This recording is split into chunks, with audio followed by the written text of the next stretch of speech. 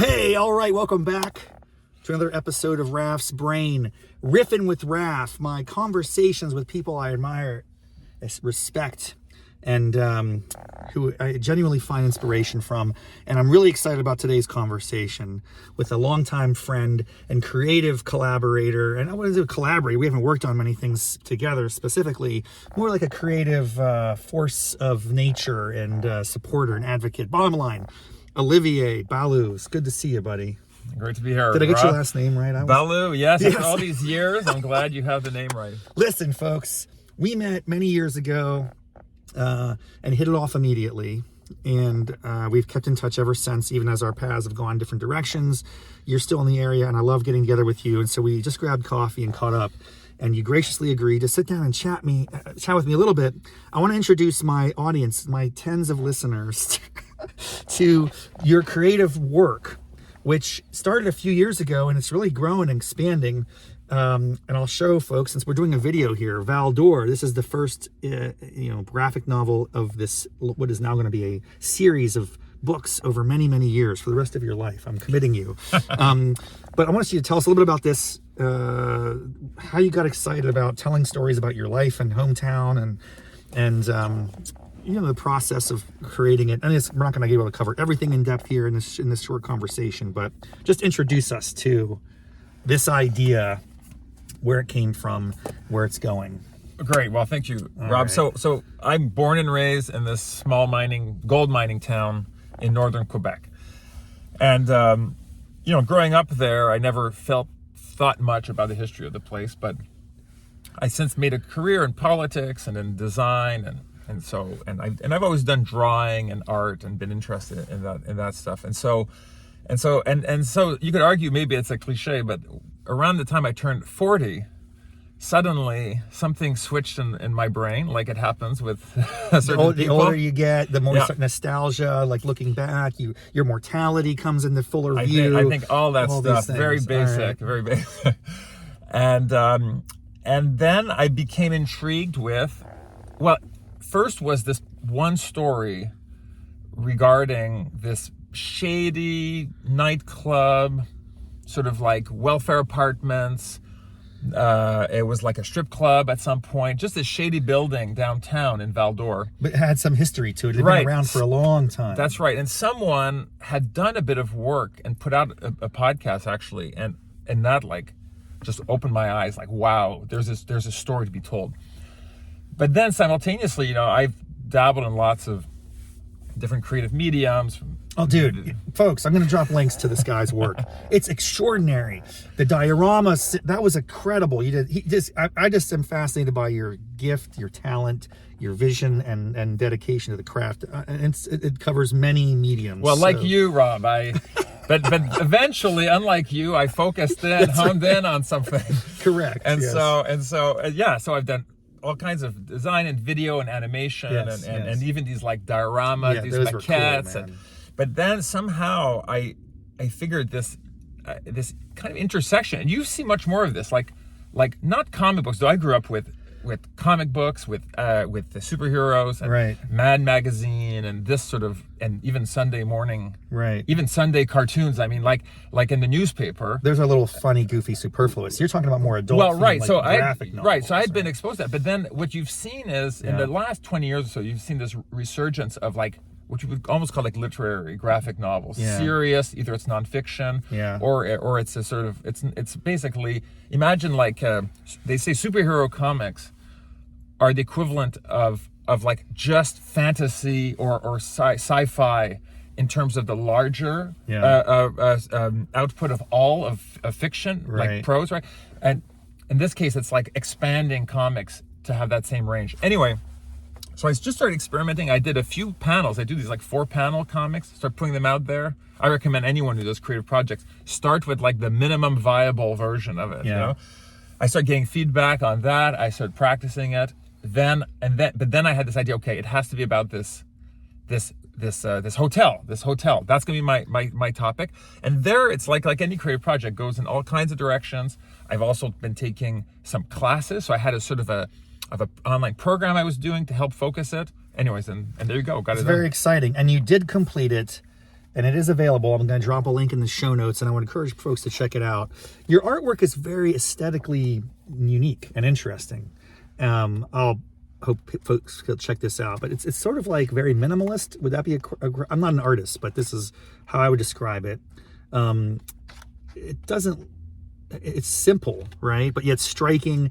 And even in your second book, although I haven't really seen it yet, it's continuing with that similar aesthetic. Tell us a little bit about where that came from. How do you piece these things together? Yeah, so I think you should always play to your strengths. And so I'm a graphic designer more than an illustrator. Okay. And so I'm used to using digital tools already. So and thus I think the style, which is mostly just color fields and outlines. Keep talking as I want to is just more my natural strength. But practically speaking, it's way less time consuming to do art in this style. Traditionally, cartoonists will draw things by hand, and they have to use these light boxes, and they have to trace, and then if you have to make a change, you have to sort of redo an entire page. This just allows me to play with layout, copy, paste. I can even often reuse. I think I reused the same tree line, 20 times throughout my books. And that just allows me to get it done, to actually execute on it. So your first story was about the building, this particular chateau inn. And the second book, which I haven't read yet, but I'm excited to dive into, it sounds like it's about the mine, maybe? Is that the mine shaft or something, or what? Well, so actually it starts with, so it's about gold. So it's a gold town. Okay. Which again can be, I was never interested in that growing up, the fact that it was a gold town. But then, but then, when you get older and you start talking to people, you realize there's all these people's lives have been transformed by this totally inert thing, this gold, which, remember, the price of gold has not always been high like it is fluctuates today. Dramatically. It fluctuates dramatically, and so the fate of the town probably rises and falls. Exactly, with that. And then as a result, people's own lives, and so these are basically mostly all oral histories of people who, from different ways, were affected by it, and not always in the obvious way. So you do have the dramatic, like the miner who gets trapped in the mining accident. That's the one of stories. Pretty big way that gold has changed your life. But then in other cases, it's maybe just the wife of a geologist who goes from town to town as her husband is seeking his fortune, and ends up in this yet another town. She doesn't know anyone. How does she cope with that? So the stakes can be different, but everyone's affected by this gold. How do you source these stories? It's a small town. I'll talk for a minute about your publicity, promotion, and the way that they've received you telling stories that are not, in this sense, glowing. The Chamber of Commerce wouldn't want to necessarily commission stories about violence and drug dealing or trapped miners necessarily. But yet, my questioning is a little off the gamut here. As usual, I'm very discombobulated. But let's say, first, where do you source these stories? How do you find the building one? Makes sense to me because it's a physical object. It's there in your life. You heard a podcast. That's the story of this. Now you honed in on this question of gold. Okay, that's a great thematically. But you have to find the stories that relate to gold. So how do you do that? Do you put a call out on social media? What does this look like? So even for the building one, I thought, this is all the stories are gonna be in the town archives, and it turns out they were not. A lot of the ways that stories are collected, to the extent that they are, and often they're not, doesn't lend itself to telling a narrative. It's a lot of facts about people's lives, but it doesn't give you all those details. So for example, in the first one, the very first story, I had a memoir to work with, but everything else, I had to actually talk to people who knew. So the story in Val-d'Or Neon is about this guy who owned a strip club and was a drug dealer. Yeah. He was murdered, so obviously I couldn't talk to him. But I was able to talk to a half dozen people who either knew him or knew of him. I talked to police officers who had been at the time involved, and piecing together all those details with a few also some news sources. That's how I recreated that story. In other cases, like for the gold one, it's almost all just direct oral histories, and in certain cases, some news archives. But we now live in a time where you go on Facebook, people are so down on meta, but Meta made this project. There are all these groups now. I grew up in Val-d'Or, my, whatever. And I just do shout outs on that. And people are so happy to come out and introduce me to people. And then one thing leads to another. And that's how you get these stories. You know what else I'll say I like about about your work is you have this overarching narrative. The building, of course, is the main character, central character in your first book. But you also weave in like little nuances that are really coming from your own experience, which I think, for instance, the moose parade, which doesn't exist anymore, I guess. No, that's right. It somehow fell out of style of strapping the dead moose onto your car hood. So that's not related to this building, but it's more about the culture. You're kind of like painting a picture of what it was like growing up there, what it might have been like in the 80s when these stories were unfolding in some cases. So you mentioned that you're using meta and you're getting a lot of positive feedback. Let's turn now to the town's reception of this. So tell us a little bit. So you grew up in this town. How many years did you spend there? So I left at 16. So it's been a long time since I've lived there. Okay. How about visiting? Do you ever? I go once a year. Okay. Once a year I'll go back. So it's really not, in that sense, shouldn't be a very strong connection anymore. Right. And yet, and again, I would say one of the advantages of a project that's sort of constrained in terms of who's really is it about and who's involved is that people totally get on board. Yeah. So people have been amazing. I basically max out all this sort of coverage and support, and people share this stuff, and people contribute to I crowdfund this stuff too. Yeah. And just a few weeks ago, they unveiled the series of silk screens I did based on the scenes in the books. Yeah. And now it's like a permanent exhibit in the local kind of community center. You become wild. You're an iconic, and you're becoming like this sort of a quasi-celebrity, not a quasi, a legitimate celebrity in this town. You could maybe go back and run for mayor. You could really set up shop. But people appreciate. I would appreciate if someone were doing. I mean, this is the kind of book I would have loved to pick up. And I've gotten a lot of messages from people who are expats. Yeah. People who also left, and now they look back to their experience there, and they also find it touching. And that's the whole point. Is that why not work on something that speaks to me, and if it speaks to me in my own experience, it's likely going to speak to some other people.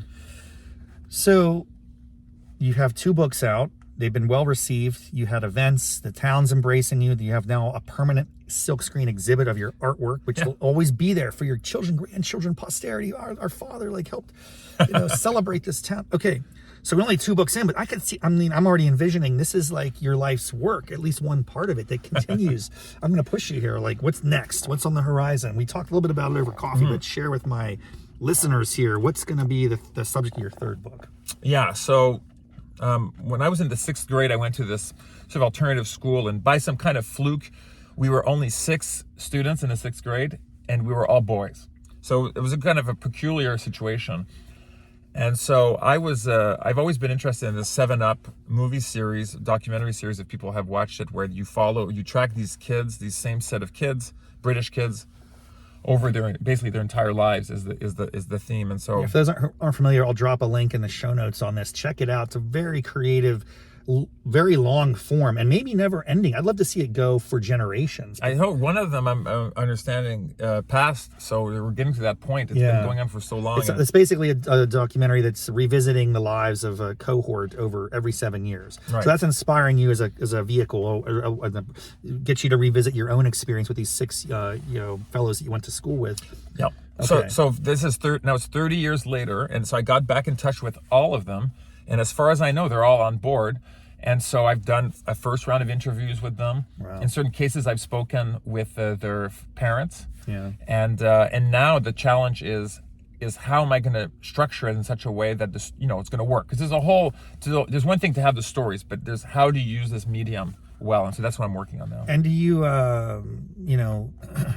I guess you need their consent to tell these stories. How involved do you think they'll have to be in reviewing before you publish? So with the Gold book, there were with the Val-d'Or Neon book, most people were passed, so I didn't have to really get consent. But no, I do think you don't really.